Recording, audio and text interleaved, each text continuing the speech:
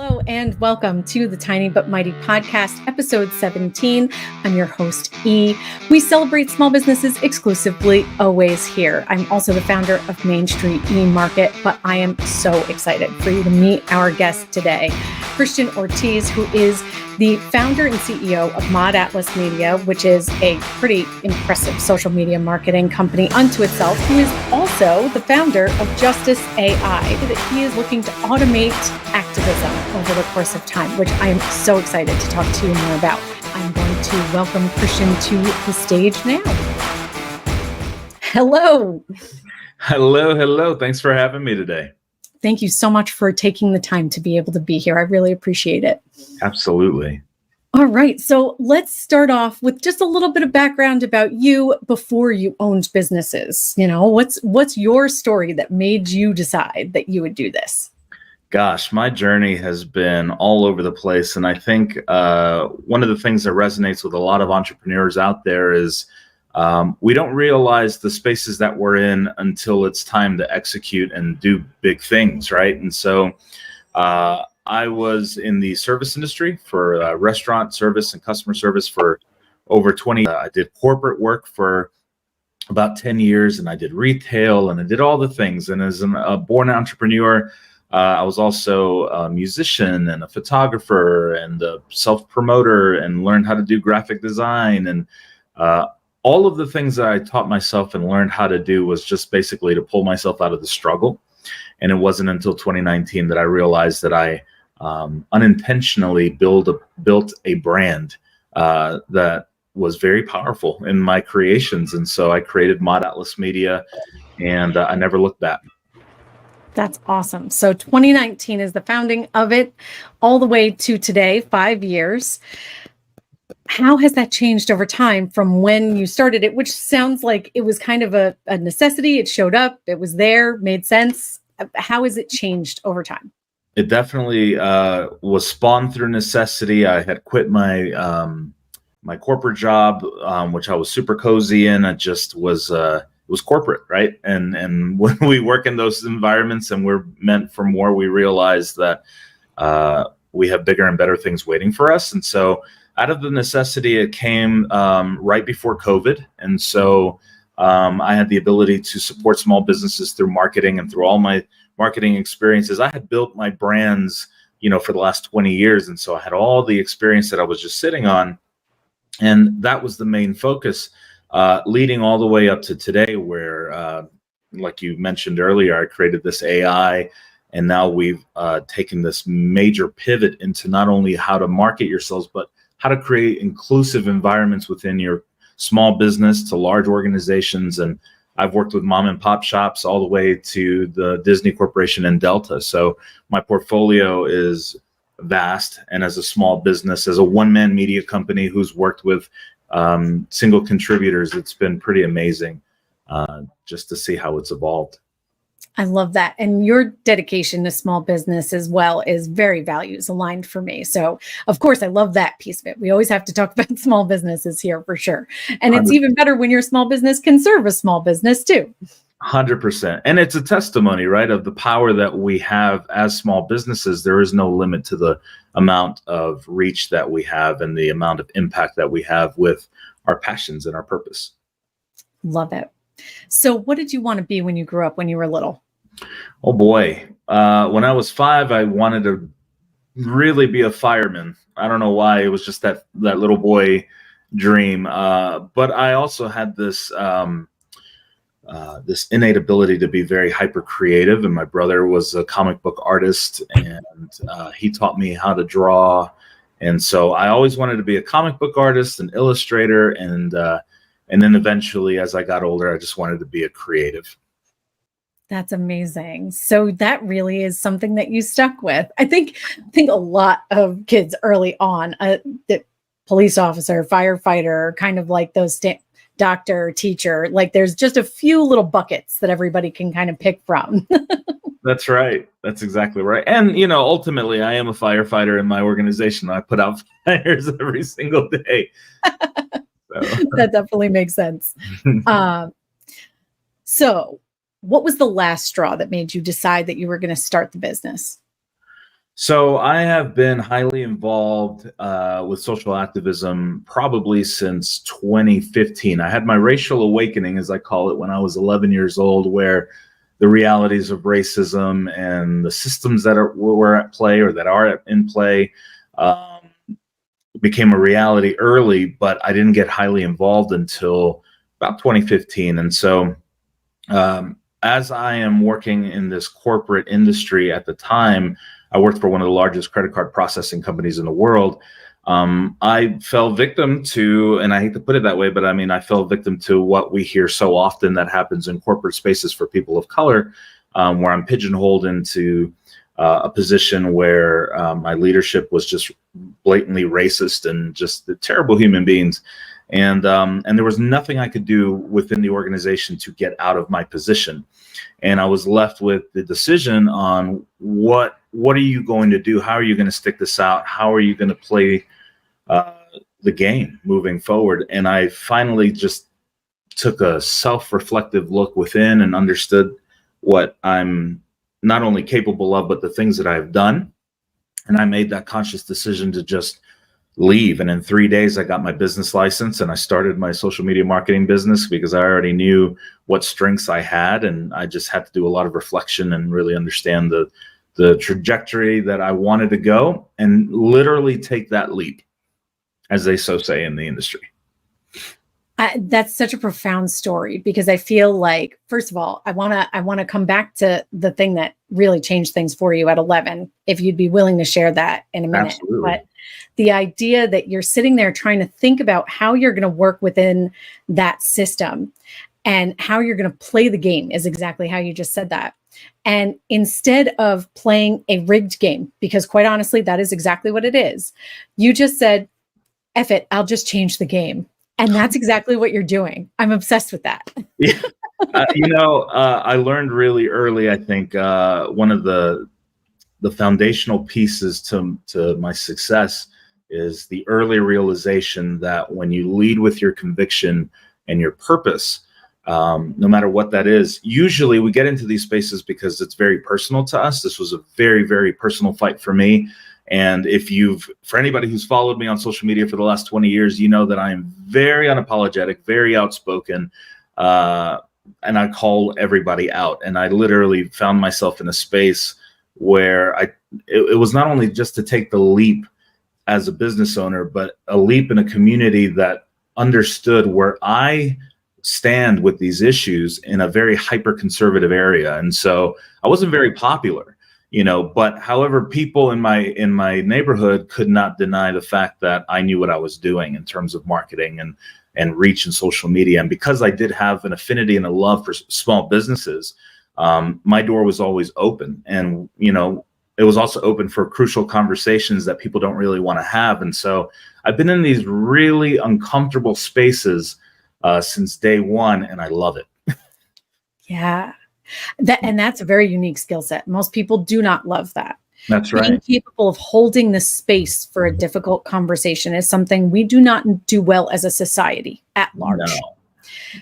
And I think as a parent, trying to hold space for difficult conversations, even between siblings, between my two kids, even with one of the kids, is such great practice. And you have so much more of it just all the time, kind of helping them to learn and reflecting. As a former educator, through teaching, I reflect on my capabilities, because how can I teach this to you? And that'll help me to see holes in my understanding, which I think is really beautiful as well. But having that issue in our society is really hard for them too, because how are you going to have hard conversations with your friends instead of just ghosting them? Because that really became so much of the way that they were dealing with things. And same thing in corporate. How do you have those difficult conversations instead of somebody ending up in the disciplinary process because they have to draw attention to systemic bias or things that are going on that are absolutely unacceptable and putting them at legal liability, quite frankly. And I feel like Justice AI is really going to help them to be able to address some of those things. It absolutely is. And to touch on what you just said, there's a lot of beautiful realities in all of that. And one of the things that I had to realize early was I had to come to terms with the privilege that I have, not only as a man, but also being 6'2", aggressive when I need to be, being able to have thick skin in these conversations, but also having the empathy to meet you at the other end of this conversation, that no matter how I made you feel, we can both come out of it understanding, not only where we both come from, but really taking an analytical look in a way that society really never taught us how to do.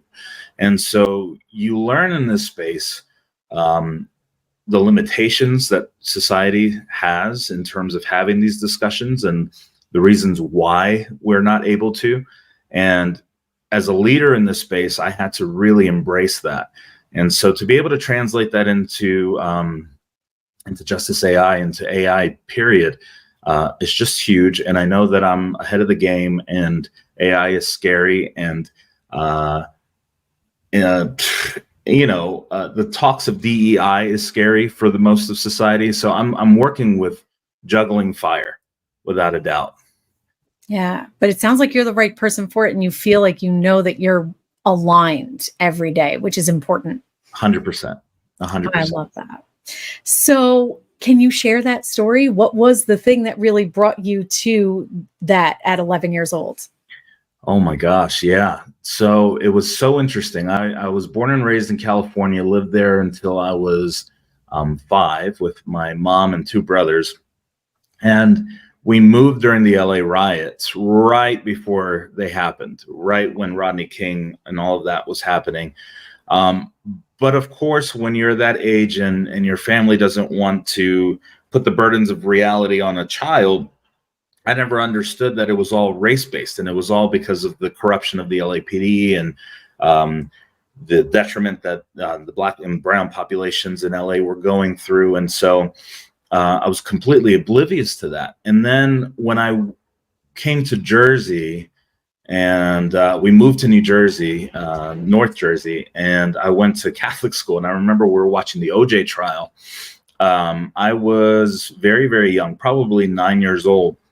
And that case revealed the realities of racism just through Mark Furman and his exposure of his racist comments. And it was this thing that made me realize, okay, well, racism is still a thing, and it's really real, but maybe that's just like a one-off, right? I was still so young to think, well, maybe that's just that guy, and maybe it's not as big of a problem as we think it is. And it wasn't until I moved to Georgia in 1996 where I went to a middle school, and this one kid came straight to me and was like, "What are you?" And he started calling me all these slurs and saying all these things.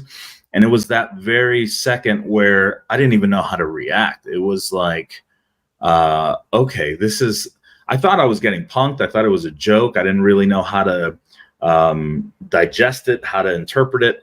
And then I realized that the majority of the kids in that school felt the same way about me. And so I was called everything under the sun. I had to fight every single day, literally come home with bloody knuckles, bloody noses, blood on my shirt. Most of the time it wasn't mine, and getting in trouble in school. And luckily I had a principal who kind of broke it all down for me. And he sat me down and he said, I'm going to allow you to fight to protect yourself this year, but on one condition or 2 conditions. He said, A, you don't send anybody to the hospital. You're a big kid and you're scrappy. And B, and luckily for me, he was also from Jersey. So we kind of resonated that way, and we had that immediate bond. And he was like, "Where are you from?" I was like, "Jersey, forget about it, in the South." I was just, And so he said, "Don't send anybody to the hospital, and you're going to have to fight for straight A's. You're going to have to fight to protect yourself, and you're going to have to fight for your education. Because if you don't get straight A's, I'm going to kick you out of the school." And so it was probably one of the hardest times of my childhood, when here I am as a kid who didn't even know he had ADHD and dyslexia at the time, never made an A or a B ever in his life, now had to really pull it out of his butt to try to make good grades and survive. And so that was a very eye-opening year for me. And that's when I discovered, and that's why I always say that it was my racial awakening, when I understood what's actually at play. And what's interesting is, this being up north, is we're surrounded by such eclectic societies, and if you hear the N word, it's probably within African American and Latino communities that just, they use it in their own circles, and it's never directed really at anybody else. And it hits different in the South when it's Southern racism, and when it's truly directed at you through the means of a slur. And so it was just so mind-boggling to me to understand that this was really a reality that we had to deal with. And so spending 25 years in the South, I'll just put it lightly, since before I moved, I've seen it all and I've dealt with it all. And so I decided that it was only right to get involved to help, be on the right side of history, to deconstruct all of this stuff. Wow. So, I mean, I'm a former educator and a parent. And so just thinking about it from those standpoints, because I have never, obviously, look at me, I'm not going to receive those slurs specifically, right? Sure. But that principle doing that, giving you a focus inside of the A's. Yes. Because at first that hit me and was like, gosh, that's really unfair, because you're talking about someone who's going through a significant trauma and you're expecting them to perform at the highest level while they are currently being victimized. Yes. Sorry, the dog's about to bark. But that gave you a focus other than survival, and gave you a direction for some of your energy, which is fantastic. However, having to fight like that, thinking about your parents, you're leaving because of those riots, and you end up in the situation where you have to do that anyway. My heart breaks for your parents, because they tried and they could not avoid that completely for you. And certainly the racism piece, I'm confident, being a parent, you would want to shield your child from that. But that's obviously too big of a thought, even though it's 2024 and it shouldn't be. Right. Wow. So much to unpack inside of that. It is so much. And it is, I'm actually writing a book, and it's called, the focus of it is finding beauty through negative spaces, ultimately.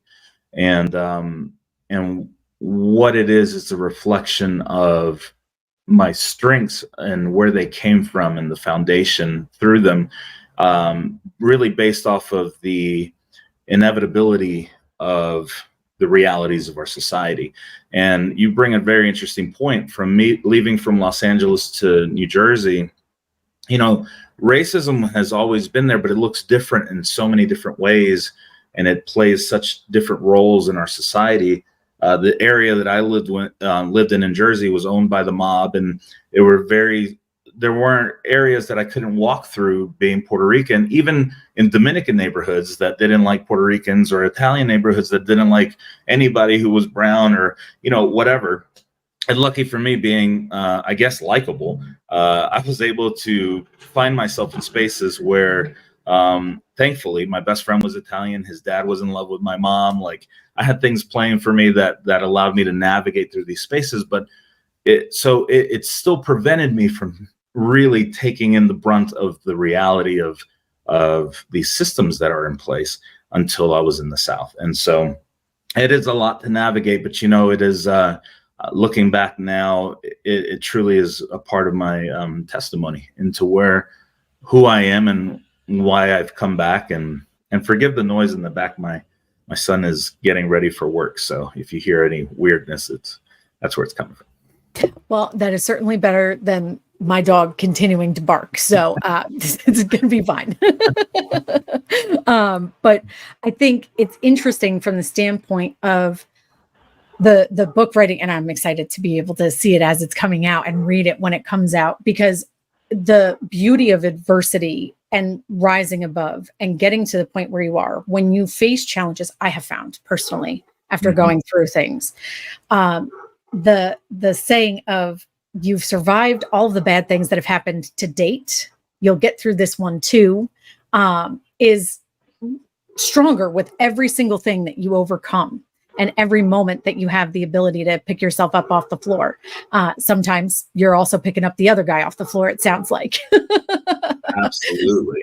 But it's interesting also because, how's that air up there? You're in Colorado, so the air's already high. You are very much taller than me, so I'm down here at sea level and a foot shorter. So that's some rarefied air. Absolutely. It's beautiful now. It's I can actually breathe for one of the first times in my life. I feel like it's I'm hyper focused, and thankfully I am so driven through my experiences, and ultimately I see the big picture, and I know what I'm sitting on in terms of my business and this AI and my purpose, that when you become this hyper focused and this self-aware, and you are able to pull yourself out of those experiences in your life, and you're able to reflect back and use them to kind of just propel you through your perspectives, then I think ultimately the job becomes easier. Yeah. Yeah. Post-traumatic growth is something that I've been seeing a lot about recently. That is huge. Yeah. It's so true. And it feels more like a slingshot than the start of a race. That's exactly right. That's exactly right. If you were to ask me 10 years ago, if I would have ever seen myself in this space, I would have told you were absolutely crazy. Even though I was building my brand and I was getting to know all of these things, I had no real awareness of what was actually at play. Even 5 years ago, even in the start of my business, this is ever evolving, ever changing, ever growing. When we talk about the implementation of therapy and self-growth and what it looks like, if you would have met me as a child, if you would have met me in my early 20s, you would have thought that this would have never been possible. And so the dedication, I think, for us entrepreneurs has to be there when it comes to self-growth and when it comes to self-reflection, and really asking ourselves those questions of, where do I see myself going? How do I get there? What does it look like? How do I not lose myself, especially BIPOC individuals who don't want to lose their culture and their identity? I unfortunately lost so much in this journey just to fit into spaces that ultimately didn't even want me anyway. So, having to reclaim my culture and reclaim my identity growing up, and what really made me who I am, and what has built my foundation, I've had to reconnect with because of that. And so, these are all important conversations that we should be having, which again is why I'm also grateful for being here with you in this space.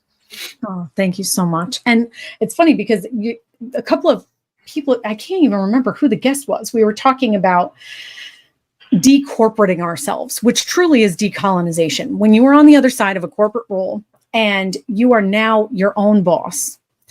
For me, I have a hard time not being a workaholic. It is my standard default set. It was my standard default set in school, because if I could just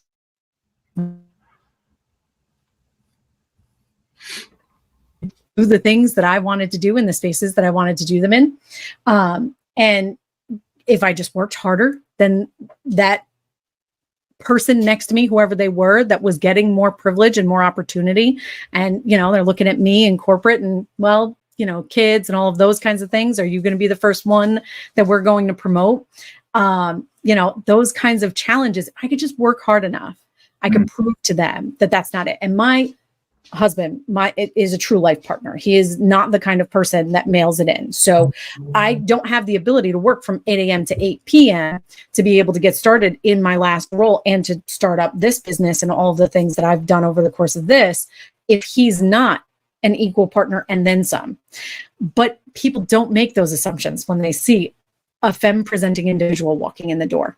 What they assume is that I'm going to be the default setting for the school to call. Now, don't get me wrong, even though he was the default setting for the school to call, they were still calling me, even though I was in back-to-back meetings, which was fantastic trauma for the kids. But we got to build character somehow, right? No kidding. So for entrepreneurship in general so far, what would you say is the hardest part? I think the hardest part, to be completely honest, is being honest with ourselves, being honest with what we are capable of, and also understanding the why, in terms of why do we get into business to begin with. because you have great entrepreneurs and you honestly have crappy ones who go into it with the wrong mindset.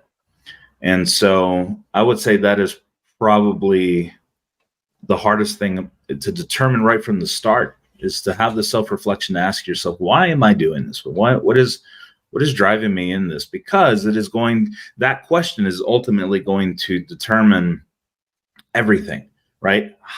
Why are you getting into this to make money?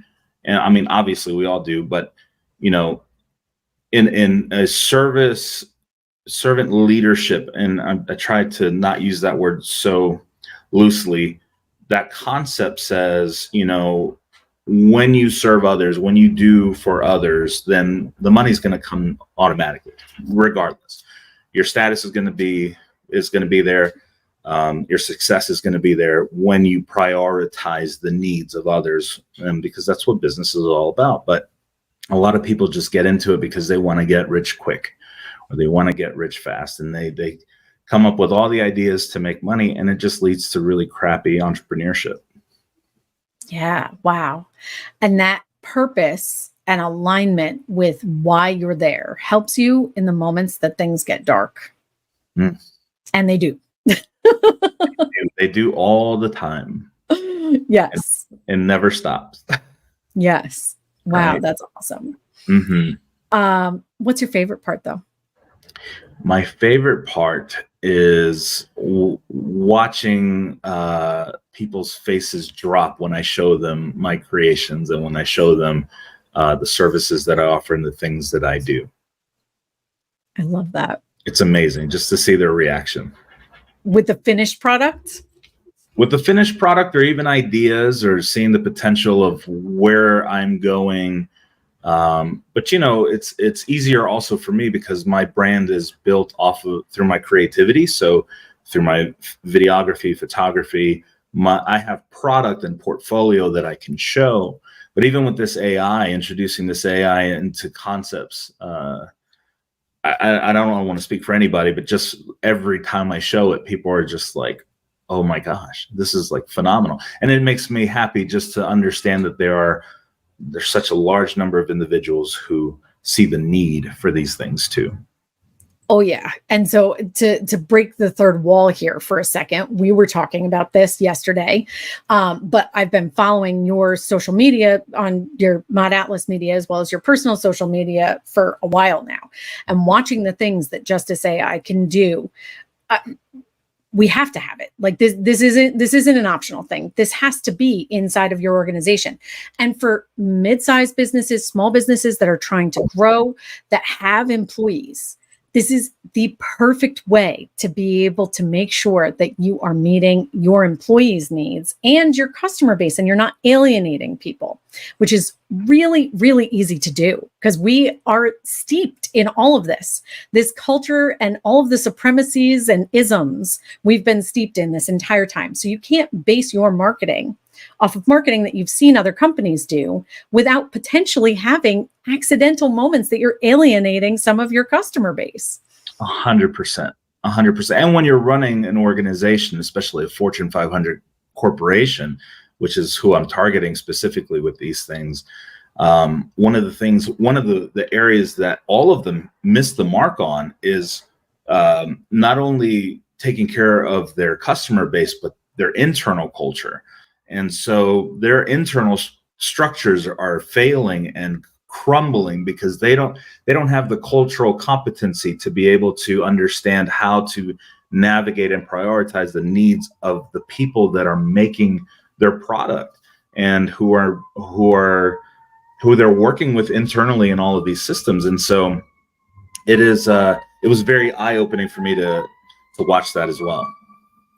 And I love what we can do with it, right? So busy city life. In the meantime, I'm in the middle of nowhere. The biggest concern for me is the dog. Ooh, it's so loud.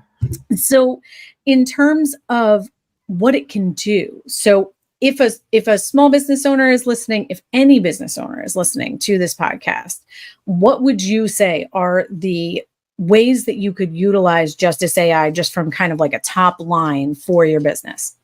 Yeah, absolutely. I think for small businesses, the beauty of it is that it becomes a tool for the individual. There are a lot of us startup companies who are, it's just us, right? We can't afford a team. We can't afford a marketing team. So we do everything. We use all the tools to create content for you. And we post and we schedule and we have to create product, and then we have to learn how to market ourselves. And some of us hate the way we sound on camera, and others hate the way we look on camera. And we have all of these things that are, battling ourselves. I don't know how to speak to diverse cultures if I'm a white person. I don't know how to speak to white people if I'm a person of color. And so there are all of these real gaps that we deal with as entrepreneurs from so many different backgrounds. The beautiful thing about Justice AI is that I developed it through OpenAI, so it works just like Chat GPT. However, it's programmed through BIPOC academia, filled with knowledge of professionals, over 560, really over 600 now that it's been updated, who've been in DEI spaces all across the board for over 30 years. And so you are getting all of the diverse perspectives that will help you generate content for your business, to be able to create content that is culturally aware and sensitive. And it actually can help rebuild and restructure the way you present your business online for every platform, just by saying, hey, create me this post on LinkedIn to sell my product. I want to reach this clientele. I want to be genuine. I want to sound caring. I want to express my true feelings of whatever. And it generates it within seconds. And so it not only becomes a cultural competency tool, but for the individual, it also becomes a safe space to have conversations about these topics. When we talk about safe spaces and the inability to have conversations about where we are culturally, especially with America, I think having this racial awakening, and no matter what you decide to do with that information, now you have a safe space to have a conversation with it, right? Your racial awakening could make you feel have this internalized guilt if you're a white person, which most of the time is what happens. And that is racial trauma. And people of color also, they get activated when they hear these things. And so rather than taking it out on each other, you can now have a very unbiased, straightforward conversation with the system. And I think ultimately when we have these conversations, even as entrepreneurs, it is that key component that I think propels you through in society to be able to sell your product in ways that you never knew you could. And so there is this ROI for small businesses with it, where your return on investment is, I'm now culturally aware of how to handle my client base. And I don't think people really understand that concept until they have to understand it, right? And so what happens is they get into these moments of uncomfortable conversations with their customer base, and 9 times out of 10, they pull out of their business because they're not ready. They're not prepared to have those crucial conversations, or they get called out on social media for whatever toxic behavior they've exhibited. And so this is a perfect opportunity and a perfect tool to help you grow in that space and prevent those things from happening. Wow. That was a long-winded answer, but no, it's all of it. And so many different pieces along there that I can speak to, that we've had separate conversations about, right? So starting with the last one that came up in my mind, when you see a lot of these thought leaders in industry, oftentimes they are talking about corporate leadership or culture development and stuff like that. Having you run one of the more problematic ones that I had seen through Justice AI and get back to me was so powerful, because I could feel it in my gut that it was gross, that it was inherently supremacist, and was definitely damaging for anyone who is not basically white male and wealthy, really, because it had a lot of privilege inside of it.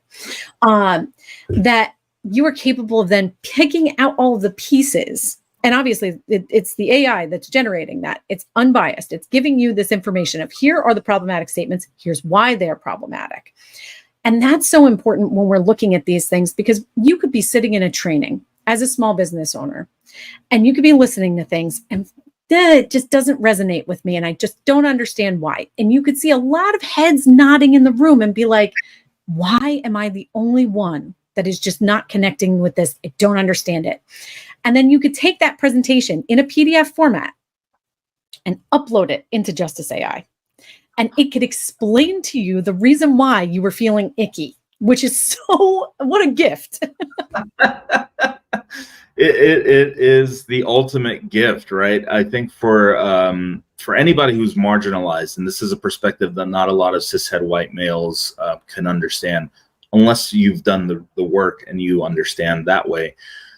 What they don't understand is that we as marginalized individuals, whether you're a woman, handicapped, person of color, intersectional, within all of the above, we most of the time as a society run into these situations, and most of us, I will say with certainty that most of us who haven't done the work in DEI, we know when things, I love that you said it feels icky, because it's so true. We run into these situations that feel sexist, feel racist, feel homophobic. They feel all the things, but we don't really understand the complexity of what's really at play.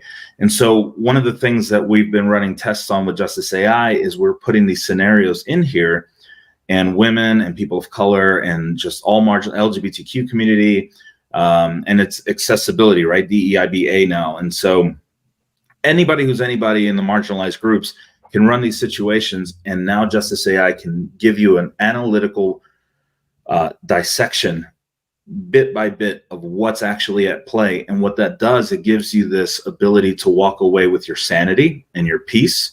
And you don't have to say, I'm not crazy.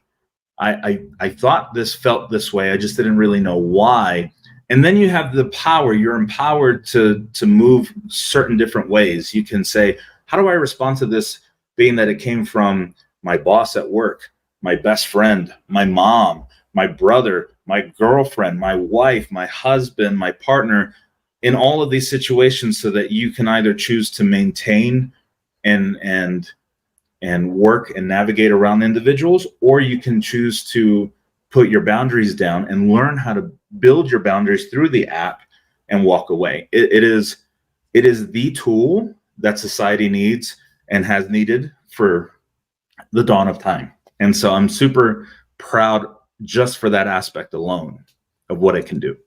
Yeah. And it's a safe space where you can ask those questions and you don't have to worry about somebody overhearing you. This isn't going to HR, because HR is not there for you. And I've talked about that on my pages before, because they're not here for you. They are here for the company and to protect the interests of the company. Now, I feel like HR and DEI professionals could absolutely benefit from this. And even just the fact that you said DEIBA, we had discussed that yesterday. And you don't want to ask, you don't want to sound silly, especially a lot of leaders who are a little bit more ego driven, that don't want to ask that of someone in front of their teams because they don't want to impugn their own intelligence. Yeah. They have a spot where they can go research that. And you might have ridiculous questions that really you don't want to tokenize an individual, that one person who's trans that you know loosely. You don't want to be the only person that you're asking every single question about the trans experience to. And so many of them will say, I'm not speaking for everybody, but this is the situation, because you can't speak for everybody. It is a very nuanced thing, but you can get that nuance out of the report from Justice AI. You can see some of those complexities inside of it. And then asking it the questions about the implementation on the other side, which we walked through yesterday, where you were able to upload a file.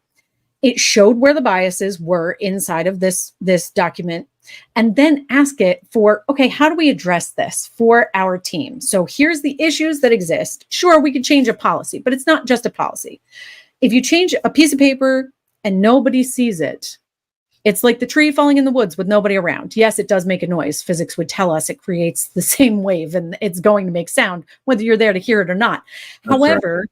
Just because that document changed doesn't mean that you've now made an implemented policy that is now going to change the way that people behave within the organization, that is going to make an impact, that is going to actually indemnify you. Because the lawyer might be happy with that change and, well, okay, the policy's there. Right. But at the end of the day, the damage is not mitigated by the piece of paper changing. So getting that recommendation and having basically a pocket advisor inside of this that you can say, all right, well, now what? But we found it. How do I fix it? Absolutely. To that point itself, right? We take these documents, the policy and procedures, I call them, they're AI audits as we run them through audit systems through Justice AI. I tell the system, analyze, identify the bias, the potential harmful biases, or the blatant biases that are in this document, and point them out. Not only point them out, reformulate them. How do I reformulate this document to be all inclusive for EBIDA? And how do I maintain the structural necessities for the corporation so that it doesn't lose corporation integrity? But also, how do I make it all inclusive? And then, to your point again, is you can ask it to build training for your entire organization and staff to make them aware that the changes have been made, and also have a hyper emphasis on not only the change, but now you as a marginalized person within my organization, you're seen, you're understood, you're heard, and now you have representation through documentation in our policies and procedures.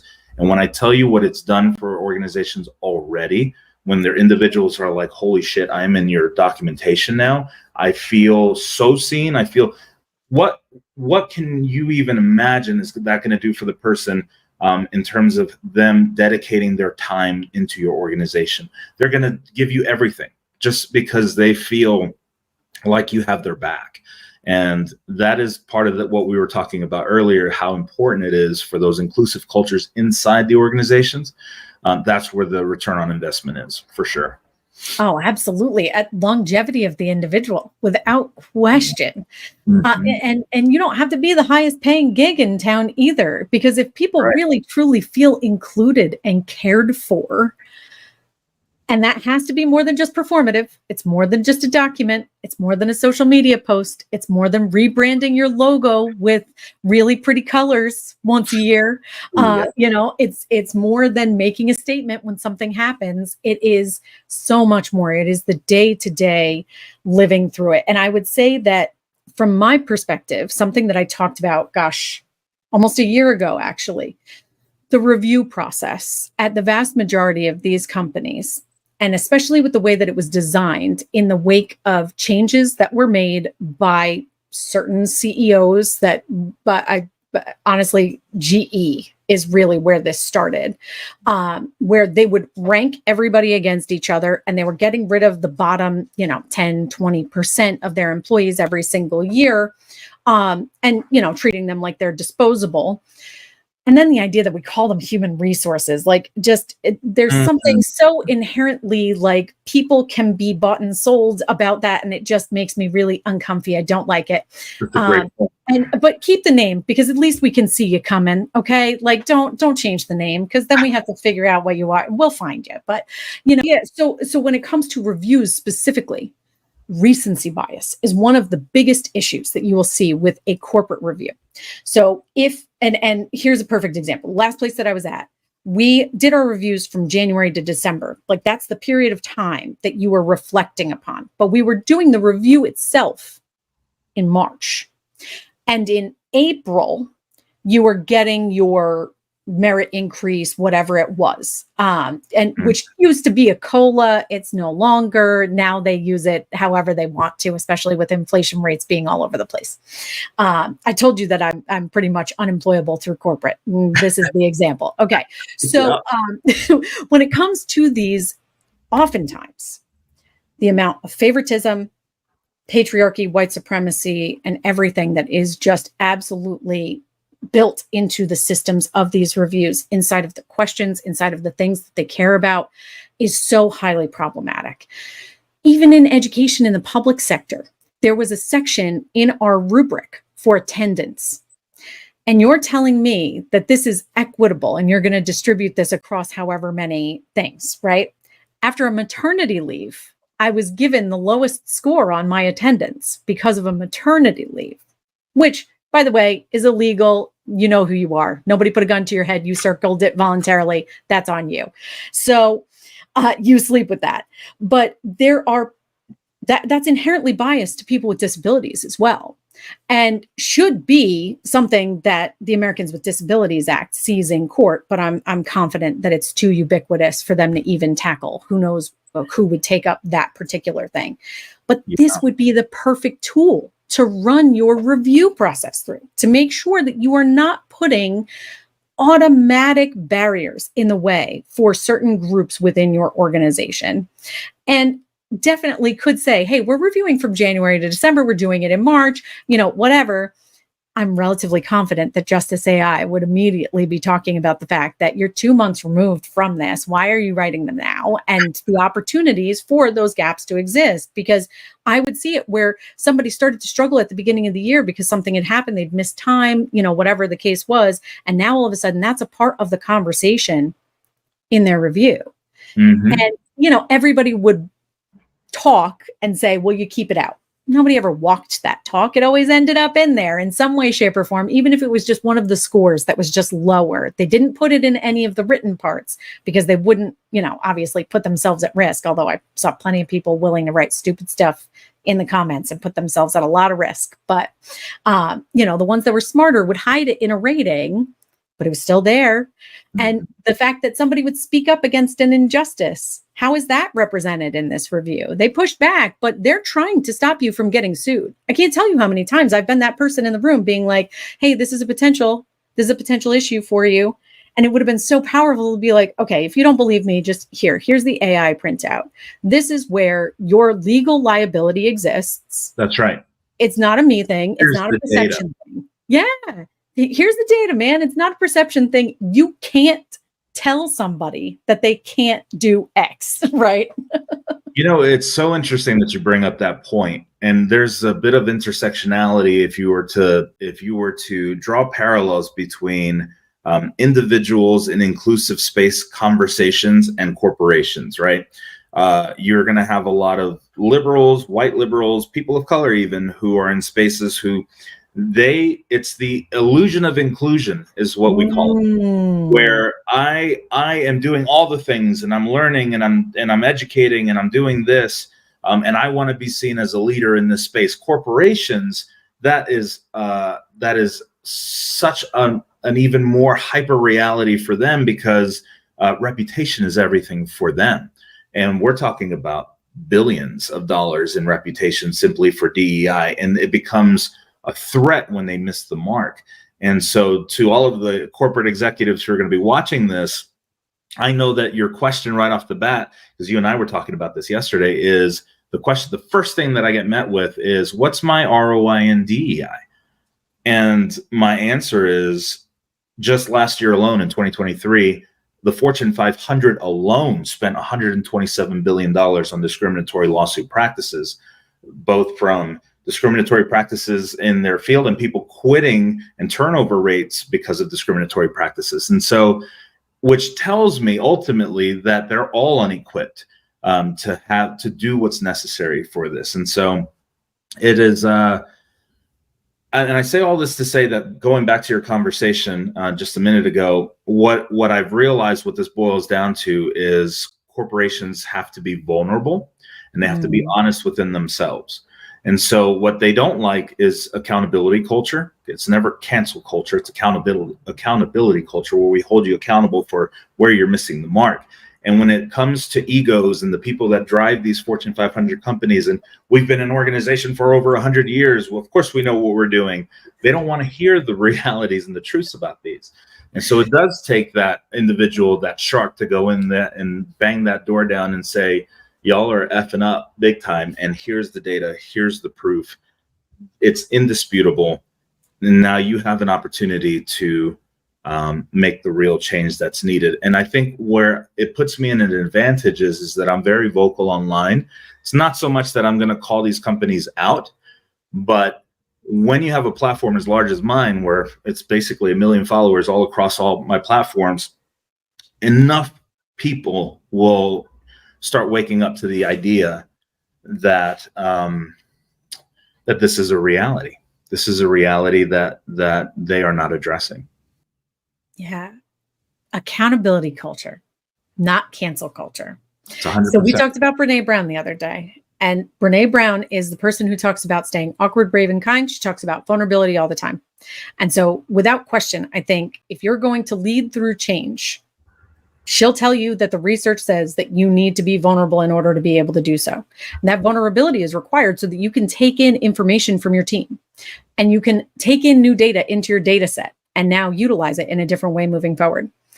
And I think what AI does for us is that we can ask questions with a little less vulnerability, because I know that not everybody is going into Chat GPT the way that I am, going, hey, Chat, could you please? And, I'm please and thank youing my AI because I just do the way I talk, right? And that's my buddy. We work together a lot.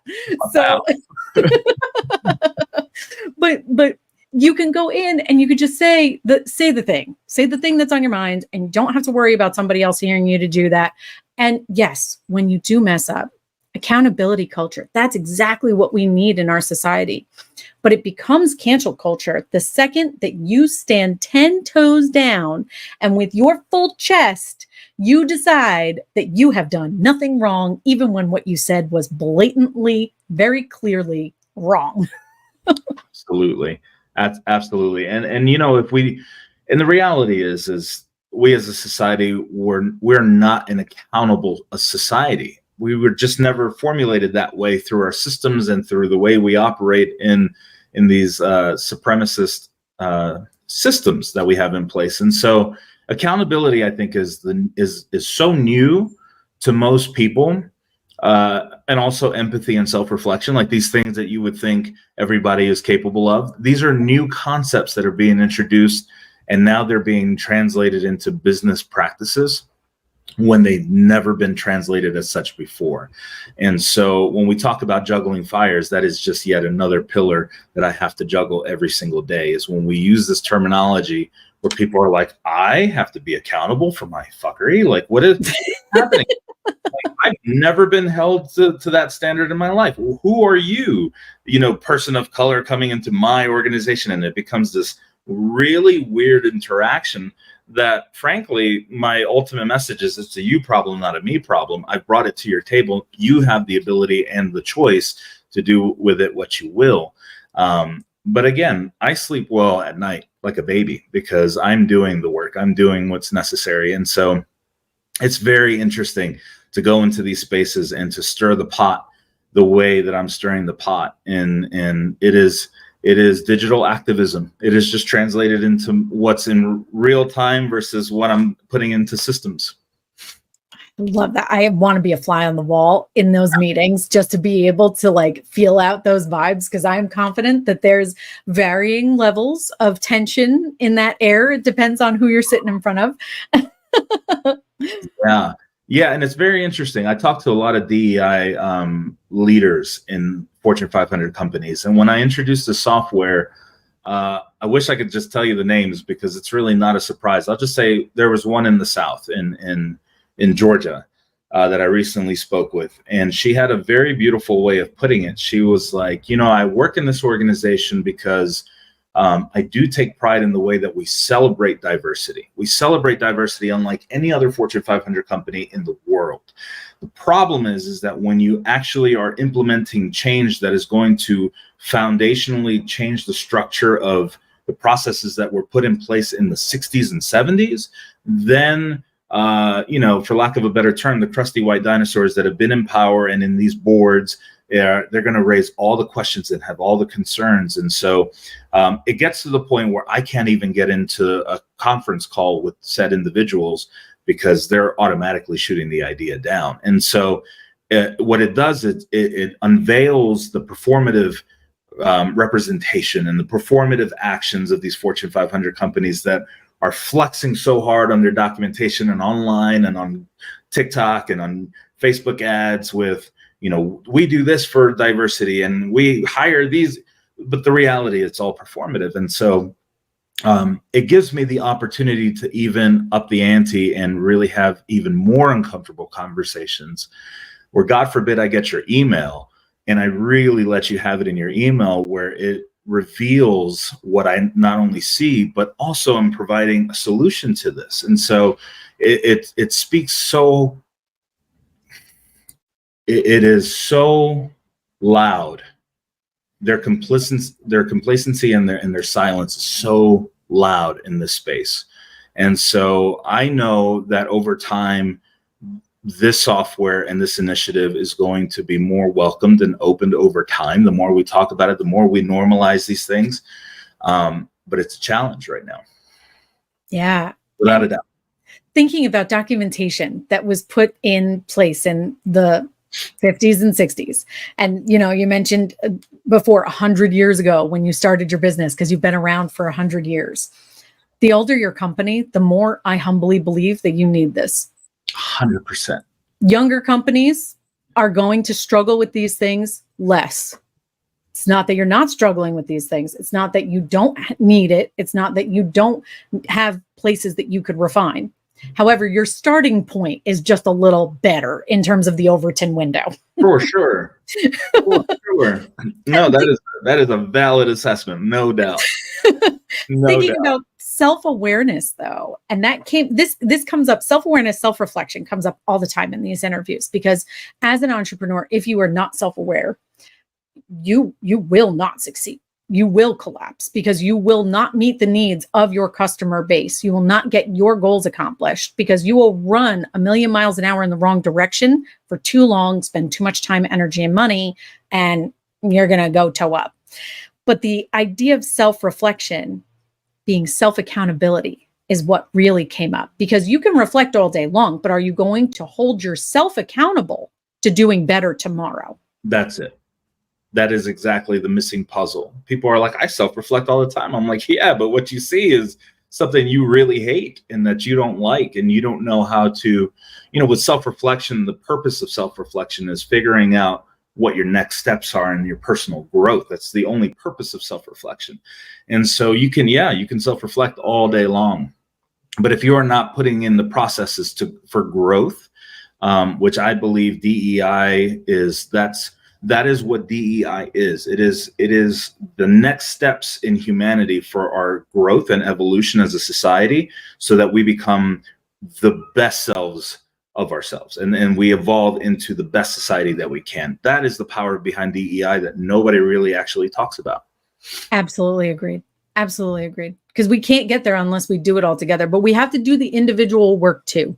100%. You're not any good to your team if you're not growing on your own. Man, I love this. Okay, so one of the most valid points for sure.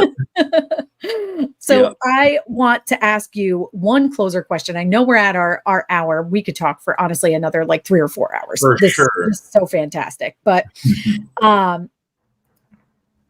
if you could change anything about running your business in the day-to-day, I'm going to give you a magic wand. So you don't have to worry about red tape. You don't have to worry about laws. You don't have to worry about anybody in your way, but you could change one thing about running a business in the United States or at all. What would it be? I could change one thing about running my business. That's a really good question.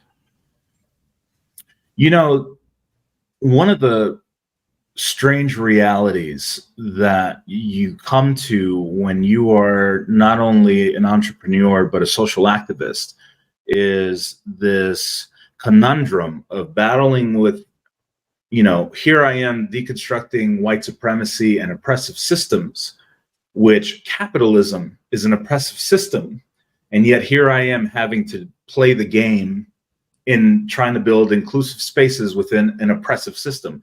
That has probably been the biggest challenge for me. And how do I communicate and promote entrepreneurism and self-employment, which has also been one of the driving forces of why I'm a one-man media company, is because I don't ever want even the ability or the option to find myself in a place where I'm even unintentionally exploiting someone else from their work. And so, having to worry about titles and individuals who and play the whole corporate structure game I'd rather be a one-man media company solo entrepreneur to reinvent and reinvigorate this ideal, this oppressive capitalistic system, to show people you don't have to play that game to actually be at the same level as said CEOs and other corporations. And so, to answer your question, I think if we were able to completely reform capitalist systems and business as a whole of how they operate, I think that's where I would be going. I hope that makes sense. It does. And it resonates really hard with me. I can't tell you how many times a day I have conversations about the fact that I wish money wasn't really a thing. It's just a made up construct to begin with. But the fact that the people who need my help oftentimes can't afford my help. And so what I'm trying to do in a lot of moments is find other ways to create revenue so that I can help the people that I want to help. Because at the end of the day, the big guys, they have enough. They don't need me on their team. They already showed me that they'd rather have, that white guy that they promoted instead of me. They've already showed me that that's their preference. Cool. Have him, enjoy. But these folks, when I walk in the door and I say, hey, what's going on? What do you need? And they go, well, I could help you with that. Really? Oh, thank you so much. That's right. Those responses are like, well, okay, now I'm going to run headlong through a brick wall just to be able to make this happen for you. But then we have these balances of capitalism and trying to be able to get bills paid and all of those kinds of things. And if we didn't have to do that, imagine how many other people would be chasing their passions, which is probably one of the reasons why we've continued in this system, because you can't have everybody chasing after the things they're good at if you're going to have enough people making your widgets, which they're not really interested in. That's exactly right. And that is such a terrible reality that we're dealing with. And one of the things, another realm that I've realized that corporations fail and starting entrepreneurs fail is that they don't understand that abundance is a reality. There is so much abundance that it doesn't matter if everybody in the world was a marketer. It doesn't mean that everybody would want to come to you. And so there is this huge reality and intersection between ego and abundance that prevents, instead of it fostering support culture, it now fosters, what comes out of that is it's fostering competition, and this unrealistic capitalistic ideal of competition is what's really killing us as a society, because we don't think in collaborative spaces. We think about, I want my shit to be better than yours. And this is why we're failing. Yeah, agreed. And it's not just that I want to be better. It's a zero-sum, weaponized, you must do worse so that I may feel like I am doing better, and I must also do better. Absolutely. I will sabotage your business. I will talk shit about your business. I will absolutely make sure that I'm seen in a better light and that you're looking like trash. Yep. It is exactly the reality that we're dealing with. Yeah. And the corporations that continue to buy up all of the ad space and advertisements. Between you and I, if I could change one thing in the capitalist system, it would be the advertisement game, because 100%. Amazon spending $44.4 billion on ads, that puts you in a position. What small business could compete? Come on. What mid-sized business could compete? They couldn't. It's not a possibility. There should be limitations to those things, because they change the game and they make it not a game. For my audience who's going to be watching this, can you break that down and what that looks like per hour? Per hour, I'd have to do that, but per second, it's a little over $1,400 per second, which the average small business second. And the average small business is spending less than $1,000 a year. So they're spending more in a second than most small businesses spend in a year. Yeah. And this is why when I coach my entrepreneurs who come to me for marketing advice, I tell them that there is no value that can supersede your personality and who you are, which is the power of platforms like TikTok and Instagram, where when you become the face of your brand, it doesn't matter how many ad spends corporations are doing. And that's kind of the hack behind it. When you find that comfort in yourself to say, you know what, doesn't matter what I look like or sound like, this is my genuine self and I have a damn good product and I want people to know about it. it's why individuals become so viral on social media overnight, is because there is power in your individuality. Oh, that's amazing. Have you found through recording yourself that you have gotten almost anesthetized, desensitized to seeing yourself on the screen? Oh yeah, no, it was a challenge for me. I grew up with a lot of insecurities. I'm a very vulnerable man. There's open book all day long. I grew up with insecurities because I was surrounded by shitty people who pointed things out about me that they should never have, and none of it mattered. And so, to take a phone and practice and seeing yourself and then coming up with your voice and your TV personality, quote unquote, for social media, it's a challenge, but it is a necessary component to finding yourself and being comfortable and loving yourself in this space. And I think that's also something that not a lot of people talk about. Yeah. And I can definitely speak to that as well. I mean, we're taught that, especially now, I can make videos without makeup on, which I definitely never thought possible. My mom was never comfortable with me not being what she perceived as pretty with makeup on.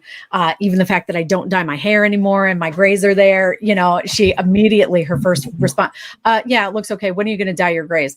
I'm not. And if me aging makes you feel old, that's a you problem. I'm sorry. That's a you problem. It's not my problem to worry about. Yeah. But talking into that phone and just doing it and just showing up and just going back through and editing. And there are days that I sit in front of that phone and nothing comes out. And that's okay. That's definitely okay. And those days, finding self-compassion, I think, is the goal, right? To be able to say, creative work is not actually meant to be done every single day, even though capitalism has told us that these creatives just go into the creative room and we toss snacks at them and they just create 24/7. And that's supposed to be the way it is. It's not a manufacturing plant. That's not how creativity works. Right. That's not how inspiration and passion show up. And so if you force yourself on those days to record, you're going to be disappointed and you're going to be in a position where you're going to judge yourself harshly. Instead, just hit delete, have self-compassion, and go find something else to do. Sometimes it's a nap, and sometimes it's going to touch grass. Sometimes it's a snack. Absolutely. And in the spirit of failure being your biggest teacher, that is the quickest way that you learn that. When you implement the self-reflection and you implement when you understand that all the negative shit that's up here is what voices that have been put there by other people. We're not born to think that way. It's been placed there from people. So we have the choice and the ability to do what we will with that information. But fail, do, and eventually you will succeed. And it's a beautiful process to watch. I've seen it hundreds of times. I can't even tell you. Oh, I love that. That's amazing. Well, so much advice inside of this episode. And I really appreciate you taking all of this time to take us through all of this. I'm going to link all of your socials, get everything pinned in there. We'll get a whole bunch of stuff cut up and things so that people can digest this little bits at a time. But thank you so much for taking the time. I really appreciate it. It's been my absolute pleasure. Thank you so much. I hope that we get the opportunity to talk soon. Let's do it. All right. Awesome. Thank you. Take care, everyone.